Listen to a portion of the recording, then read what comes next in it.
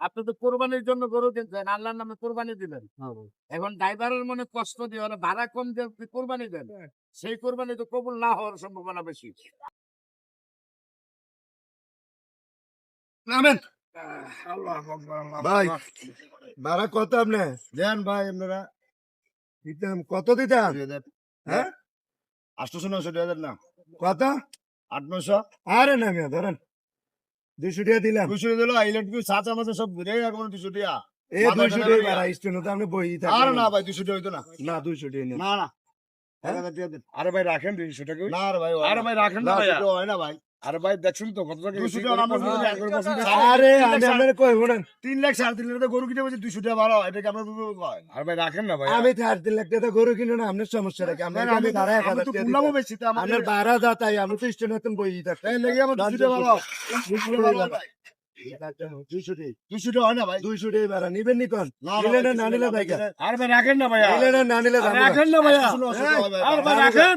এই কি আছে? কি ভাই, কি সমস্যা? ভাই, ভাই, এটা কোনো সমস্যা নেই। মাথায় সব ঘুরে 200 টাকা ভাড়া। আপনি 200 টাকা নিবেন? এ নিলে না, ভাই। না নিলে নাই, যাই না গা। ভাই, 200 টাকা হয় না ভাই। আরে ভাই রাখেন না আরে ভাই ভাইয়া। রাহেন, আপনার কথা বলতে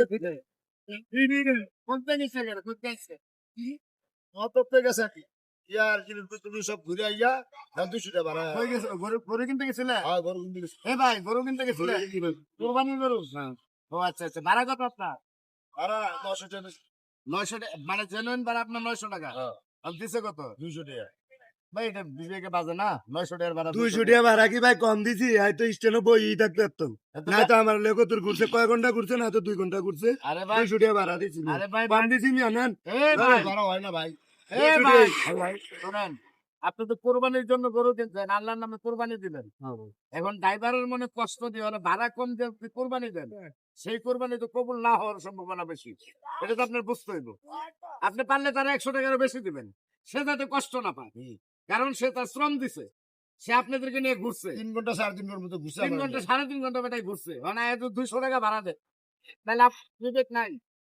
আমরা 3 লাখ 4 লাখ টাকা দিয়ে কোরবানি দিই, তো ড্রাইভারের গাড়ি ভাড়া কম দিলে কি এতে আমাদের কোরবানি হালাল হইব ভাই? এই জিনিসটা তো ভাই আমার জানা ছিল না, আপনি আমার চোখটা খুলে দিলেন ভাই। ধন্যবাদ। ভাড়া কত ভাই আপনার? আপনার ভাড়া যা তাই দিব ভাই। কত আপনার? 900 টাকা দেন। 900? ভাই কি বিষয়টা বুঝছেন? এলন না আপনি আপনারা সুন্দর দিতে কথা আছেন। বলছেন। এলন এটাই পয়সা ভাই আপনার?